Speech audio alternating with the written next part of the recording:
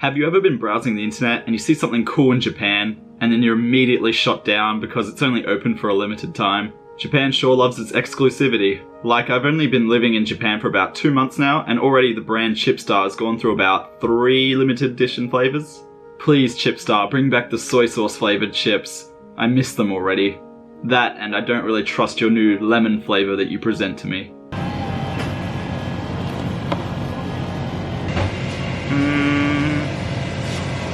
No.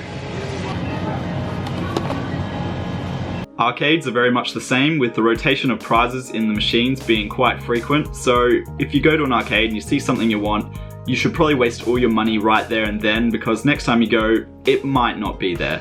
I guess you could see this exclusivity as a sort of advantage for people like me who are only staying in Japan for a brief period, as I get to try out all sorts of different things. This concept of exclusivity couldn't be any more true for anime cafes. Do you like anime and overpriced sweets based on your favourite characters from said anime? Then the world of anime cafes is for you. Japan is well known for its cafe culture, with a lot of the more unique ones gaining a bit of traction in the media recently, such as the maid cafes and the cat cafes. Hell, now there's even things like owl, snake, and hedgehog cafes. If only their coffee culture had also grown with the cafe culture. I feel Japan still needs to work on this one. Come on, Tommy, up your game. My story with anime cafes starts all the way back when I went to Anime Japan 2017 this year. During my time there, I spotted a huge illustration of the cast from the show Yu Yu Hakusho, which is an anime that I'm pretty fond of. The show is celebrating its 25th anniversary this year, and appropriately so, at the convention they announced that there'd be an anime cafe based on it sometime this year.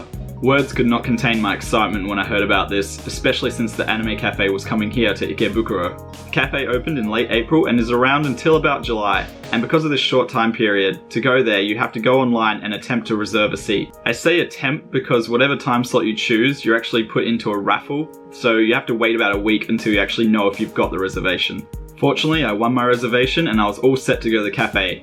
Now all I had to do was wait 2 weeks, which gave me plenty of time to decide what food and drinks I was going to get. Although that wasn't really a hard choice for me, as I'd obviously get all the things based on my favourite character from the show, Hiei.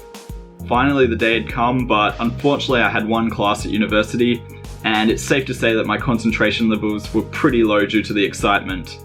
I think class went something like this.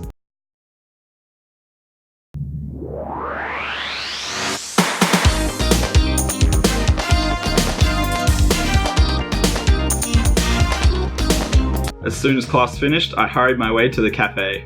Upon entering, I couldn't help but have this constant smirk on my face. All of the walls were decked out with awesome artwork from the show, and of course they were playing nothing but the theme songs from the show.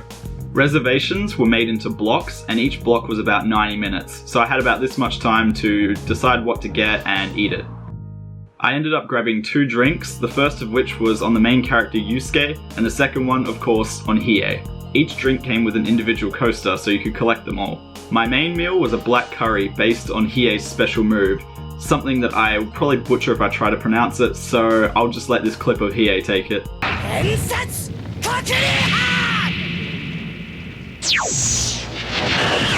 Fortunately, I didn't have to say that mouthful to the waiter, as at every table there was a little checklist of what food and drink that you wanted to get, and you simply just tick it and give it to the lady. Hiei black curry was really tasty, and I really like how they represented the dragon of the special move as some seaweed emerging out from the dish. To finish up, I had a small parfait which is based on Hiei's sister Yukina. This one had all sorts of things like small flakes and jelly. Okay, now it's confession time.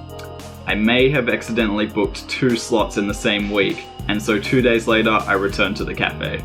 You may be asking, why didn't I just cancel the second reservation? Well, I was tempted by the mighty Toguro parfait. Toguro was a main villain in the show, and what better way to show his strength than with a huge parfait that they only make 10 of a day. When I got there, the staff had actually told us that there was only 2 left for the day, and unfortunately in my block, 4 people including myself had ordered the mighty Toguro parfait. And so it came down to a game of rock, paper, scissors, which by sheer luck, I actually won. The parfait had arrived at my table and I was ready to defeat it. It's just like when Yusuke challenged Toguro at the Dark Tournament, except instead of spirit power, I had a spoon. Maybe Yusuke should have tried eating him.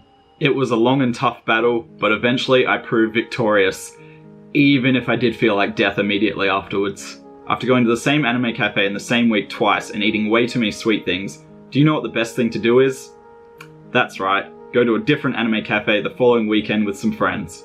We set off to check out the Your Name cafe, which was also in Ikebukuro before it closed. This cafe required no reservation, so you just had to wait outside it on the staircase, and the wait was about 30 minutes for us, so it wasn't terrible. Once again, inside the cafe it was filled with Your Name goodness, and they were playing nothing but the excellent music from the movie. For the Your Name cafe, the drink that I ordered was a soda-ish drink that was based on the Night of the Comet in the movie, which turned out to be a jelly-based drink. This drink turned out to be essential for the dessert that I'd ordered, which was based on the climax of the movie. Never before have I had a dessert that made me so thirsty. But it was really tasty with its many layers of things such as whipped cream, ice cream, red bean paste, flakes, and this weird chewy gelatin substance. My friends ordered this cool drink that when you poured milk into it, the candy floss dissolves and reveals a message that is a quote from the movie. Just outside the cafe, there were all sorts of exclusive merchandise to buy, and they had a backdrop of the famous scene in the film that you and your friends could try and recreate by standing in front of it. 3 cafe visits in 1 week. But it was certainly a lot of fun, and if you go to Japan, keep an eye out on what anime cafes are happening. Because they're changing all the time, there might just be one on your favourite show. As for me though, I need to lay off the sweets for a while.